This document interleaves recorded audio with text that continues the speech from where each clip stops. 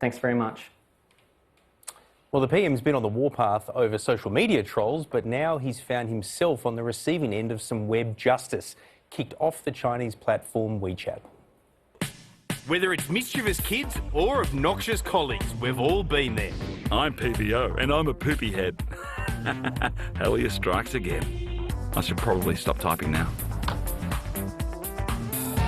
But when a hostile foreign superpower hijacks your social media account, it's kind of serious. Like earlier this month when Prime Minister Scott Morrison's WeChat page, which reaches an estimated 76,000 followers, was reportedly rebranded as Australian Chinese New Life. Scott's account had been registered to an unnamed individual in Fujian province in southern China, and it was always liable, I think, to be interfered with / shut down. It's his turn, basically, to have his account messed with.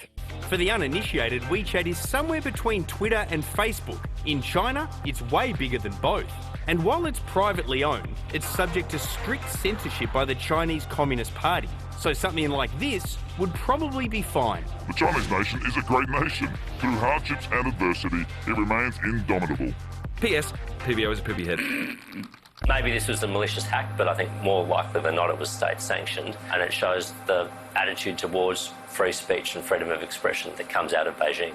But the takeover didn't come out of nowhere. In December 2020, the Prime Minister criticised the Chinese Foreign Minister for sharing this doctored image of an Australian soldier, only for his post to disappear from WeChat. Then, after Scott Morrison raised the alarm about Chinese interference at the G7 last June, the third-party operator running the PM's WeChat account was locked out.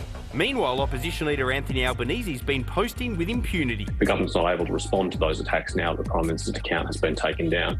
That amounts to a foreign interference in our democracy.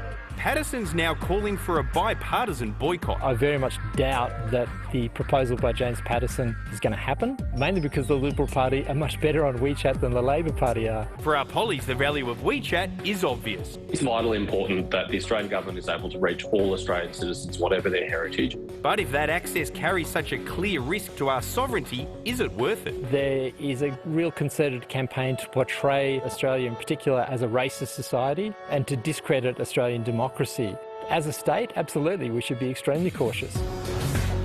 Gosh, it's a lot to get your head around, isn't it? It's incredibly confusing. Some breaking news that has come in from SBS. So claims the new owner of the account has been blindsided by the controversy and did not know it was Scott Morrison's official account. Oh, right. And WeChat has released a statement saying that it's actually a dispute over account ownership. So it's a stuff-up, not a conspiracy. The plot thickens. But whether it's a stuff-up or a conspiracy, it's interesting because either way, politicians who want to have these accounts, including prime ministers, they need to have essentially a surrogate in China to be able to operate them. That means that it's not part of our system, and they're so important politically. I didn't realise this, but 1 million Australians have WeChat accounts, and then there's some pretty key seats like Chisholm in Victoria. Well, look at Bennelong in Sydney, where John Howard had the Chinese community in his hand for so many years, and then once he moved on, you know, that seat's been very tough for them to hang on to. Yeah, so they want it as a campaign tool, but it's something that's beholden, you know, whether it's skullduggery or the Chinese government, out of China, and yet it's this important tool for our democratic process for one side or other to win enough seats to win government. I think he was easily hacked because his password was OzPM123. So it probably needs to kind of strengthen that just a touch. But staying with